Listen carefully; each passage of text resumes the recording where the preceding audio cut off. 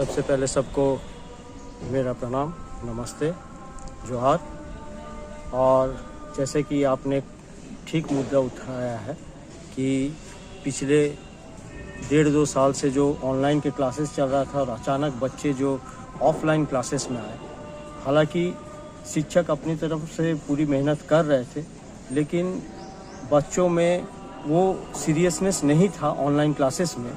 अब जब ये 9, 10, 11, 12 के बच्चे जो हमारे खास करके विशेष बच्चों में से आते हैं, जो बोर्ड के एग्जामिनेशन अपीयर करेंगे, वे जब स्कूल आए हैं, उनके अभिभावक भी खुश हैं, बच्चे भी खुश हैं कि काफ़ी दिनों बाद वो जो आए हैं।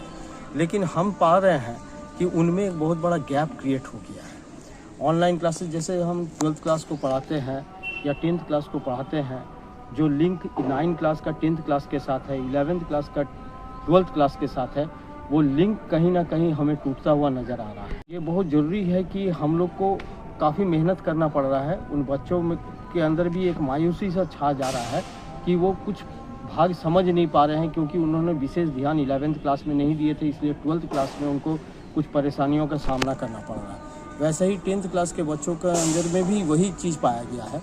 तो हम कोशिश कर रहे हैं कि इस दौरान जब हमें मौका मिला है क्लासेस का, इस गैप को भरने का, तो हम लोग दोनों ही चीज़ कोशिश कर रहे हैं। 11th का भी जो पिछड़ा हुआ चीज़ है, जो चीज़ बैकअप वो नहीं ले पाए थे, वो बैकअप भी देने का कोशिश कर रहे हैं और 12th क्लास का भी पढ़ा रहे हैं। इसी तरह 10th क्लास में भी कर रहे हैं। और ये सही में अगर ये पैंडेमिक पीरियड ख़त्म हो जाए तो ये शायद बाकी बच्चों के 1 से लेकर के 8 क्लास के बच्चे जिनका भी क्लास स्टार्ट नहीं हुआ है, वे भी काफ़ी लाभ पाएंगे अगर वो स्कूल आकर के क्लास ले सके। इसकी अगर व्यवस्था हो जाए अच्छी तरह से कि मेडिकल वैक्सीनेशन हो जाए और उसके बाद बच्चों को आने की अनुमति मिले, ये दोनों के लिए ही लाभदायक है, हमारे लिए भी, क्योंकि हमें खुशी होती है जब बच्चे कुछ सीख पाते हैं।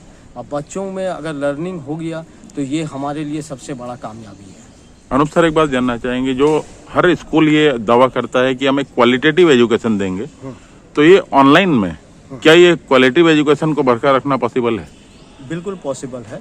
इसमें ऑनलाइन में सिर्फ एक तरफ से पढ़ा रहे हैं और वहाँ से कोई इंटरेक्शन अगर नहीं हो रहा है, तो आप जान लीजिए कि हमारे पढ़ाई में कुछ ऐसा कमी आ गया है जिसमें बच्चे इंटरेस्ट नहीं ले रहे। तो इसके लिए काफ़ी सारा सेमिनार, वेबिनार्स, ये सब में हमारे और काफ़ी सारे CBSE ने भी ट्रेनिंग दिए हैं और बाकी संस्थाओं ने भी ट्रेनिंग दिए हैं कि किस तरह से ऑनलाइन सेशन को और इंटरेस्टिंग बनाया जाए।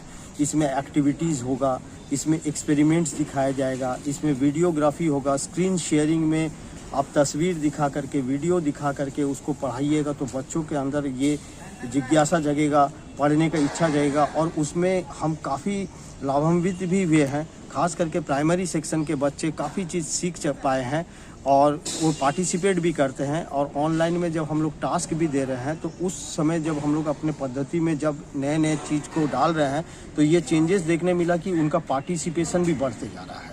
तो ऑनलाइन को भी एक तरफ से जिस तरह शुरू किए थे उसी जगह पे अगर हम रुक जाएं, तो ये फिर क्वालिटी एजुकेशन नहीं होगा।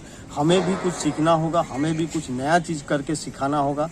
ये दोनों के लिए ही चुनौती है, बच्चों के लिए भी है, पेरेंट के लिए भी है और हमारे लिए भी है, शिक्षकों के लिए, कि लर्निंग को आगे बढ़ाया जाए। इस टीचर्स डे पर क्या मैसेज आप देना चाहते हैं? इस टीचर्स डे के लिए तो मेरा मैसेज है कि हर बच्चों के लिए हमारी शुभकामनाएं हैं।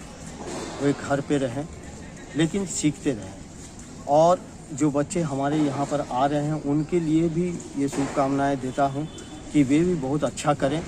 वो लर्निंग को कभी छोड़े नहीं, और सीखने का कोई उम्र नहीं होता है। छोटे बच्चे से लेकर बड़े बच्चों तक, बुजुर्ग तक, सब हर कोई सीखते हैं। हमें भी ये सीख दे रहा है, जीवन का सीख दे रहा है, लाइफ स्किल्स सिखा रहा है।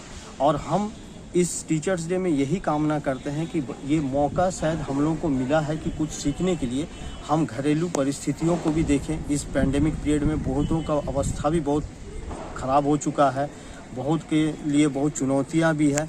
अपने घर परिवार के सदस्यों का हाथ बटाएं, उनके परिवेश को देखें। इस तरह से हम लोग कोशिश कर रहे हैं कि बच्चों को मोरल एजुकेशन देने का, पढ़ाई के साथ साथ वो चीज़ भी सीखें। और जो भी लर्निंग है इसको ध्यान से हम लोग दें, क्योंकि आने वाले दिनों में हम ये ना कह सके कि ये। मैं ये कहना चाहता हूँ, पहले आपको शुक्रिया, नमस्कार। मैं ये कहना चाहता हूँ कि देखिए, ऑफलाइन ऑनलाइन ये हाल ही में कुछ सालों से ये बात जैसे में आ रही है और समय के साथ लोग उसको प्रयास कर रहे हैं और उसको बारे में सोचते हैं और लागू कर रहे हैं। मैं इतना कहूँगा कि हम चाहते हैं कि ऑफलाइन हो, लेकिन कुछ गड़बड़ी के कारण नहीं होता है, नहीं हो सका। लेकिन अभी देखिए, अभी हमारे क्लास 9-10 तक है और ऑफलाइन इतने सालों के बाद, इतने महीनों के बाद जब बच्चे आए तो एक अलग रौनक, टीचर लोग में रौनक, और दूसरी बात एक इच्छा, शिक्षा के प्रति इच्छा, और दूसरी बात उनके जो पढ़ाई में दिलचस्प, ये सब देखने को मिला। और लगता है कि सही में ये बच्चे भी बहुत परेशान हो गए थे ऑनलाइन में। वो स्कूल की माहौल नहीं थी। ऑनलाइन भी है, ऑनलाइन भी कुछ लोग अवगत नहीं थे, कुछ जूनियर के बच्चे के पेरेंट्स में वो नॉलेज नहीं थी, उनको मोबाइल देना है किस तरह, कुछ पेरेंट्स को कैसे